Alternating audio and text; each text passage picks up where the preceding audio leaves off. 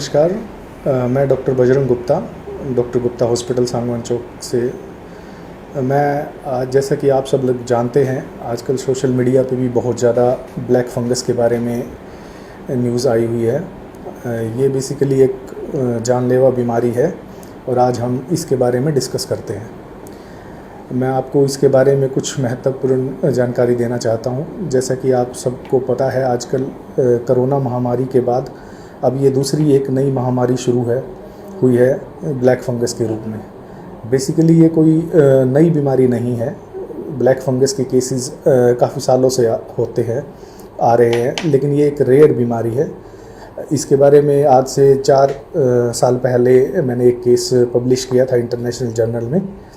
तो मैं इसके बारे में आज आपको डिटेल्स में कुछ इन्फॉर्मेशन देना चाहता हूँ। जैसा कि आप सब जानते हैं, ब्लैक फंगस एक जानलेवा बीमारी है। ये बेसिकली उन लोगों में होती है जो इम्यूनो कॉम्प्रोमाइज्ड होते हैं या अनकंट्रोल्ड डायबिटिक होते हैं।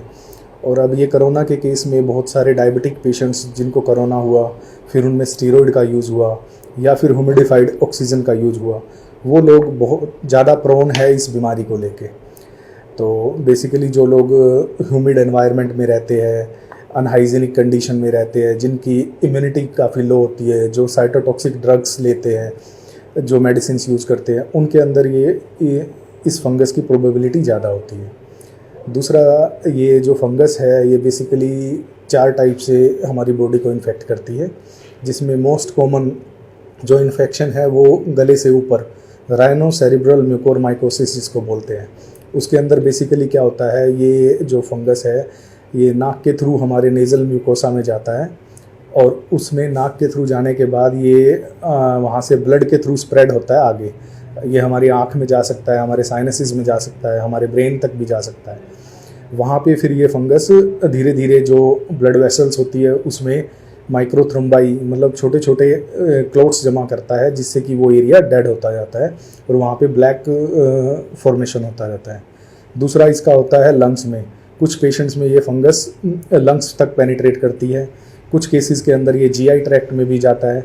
और फोर्थ होता है डिसेमिनेटेड, जिसके अंदर ये मल्टीपल साइट्स पे इन्वॉल्वमेंट होती है। But the most common site is always on the face, जिसके अंदर आइज़ साइनसिस इन्वॉल्व होते हैं।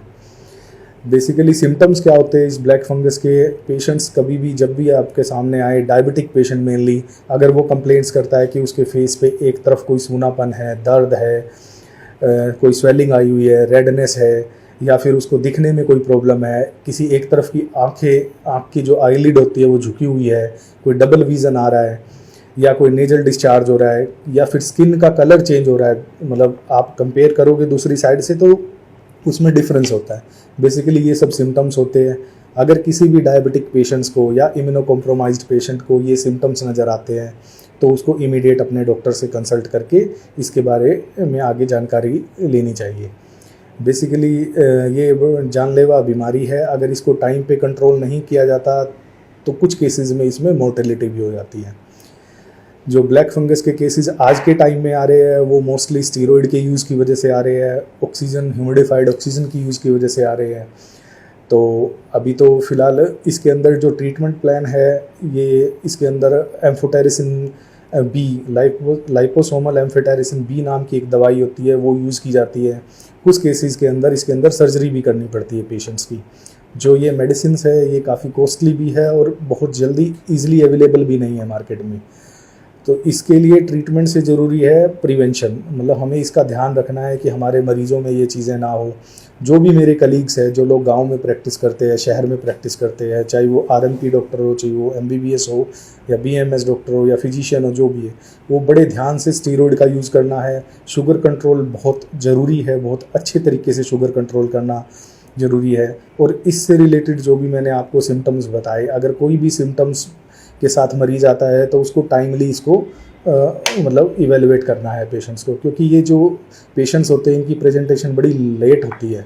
तब तक वो जो फंगस होती है ना वो डीप पेनिट्रेट कर चुकी होती है।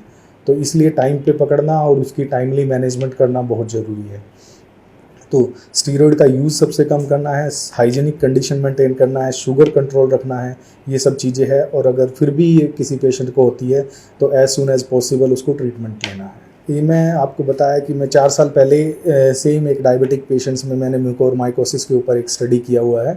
वो पेपर मैं आपको मैं आपको दे दूँगा, उसके बारे में आप देख सकते हैं ये सारी डिटेल्स।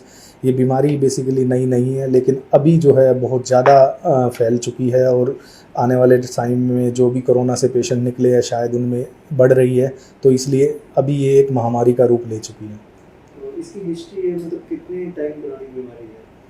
ऐसे एग्जैक्ट नहीं है, लेकिन एक फंगल डिजीज़ है जो काफ़ी टाइम से होती है, बट रेयर होती है। ज़्यादातर डायबिटिक पेशेंट्स में जो और ह्यूमिड एनवायरनमेंट इम्यूनो कॉम्प्रोमाइज लोगों में होती है। पहले भी केसेस आते रहते हैं इसके। सोशल मीडिया पर कुछ ऐसा वायरल हो रहा है कि मास्क लगाने की वजह से कार्बन का फ्लो शरीर में बढ़ जाता है, तो ये बीमारी नहीं, ऐसा कोई एविडेंस नहीं है, ना कोई ऐसी स्टडी है जिसमें ये मिला हो कि जो फेस मास्क जो हम रूटीन में यूज़ करते हैं उसके लगाने से फंगस बढ़ता है। ये प्रूवन है कि ये डायबिटिक पेशेंट्स में स्टीरॉयड यूज से, एक्सेसिव स्टीरॉयड यूज, मतलब जो सिस्टमेटिक तरीके से नहीं दिया गया जिन पेशेंट्स में, या फिर जो पेशेंट पहले गांव में काफ़ी स्टीरॉयड यूज़ कर चुके, बाद में फिर एडमिशन के दौरान भी स्टीरॉयड यूज हुआ, जिनकी ऑलरेडी इम्यूनिटी कमज़ोर थी या जिनको काफ़ी लंबे टाइम तक जो ऑक्सीजन पे रहे, उन केसेस में तो ये प्रूवन है।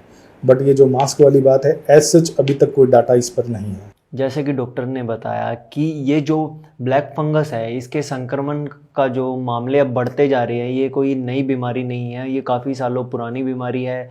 और इसका जो कारण है सबसे ज़्यादा, जो शरीर के अंदर स्टेरॉइड की मात्रा बढ़ जाने के कारण हुआ है।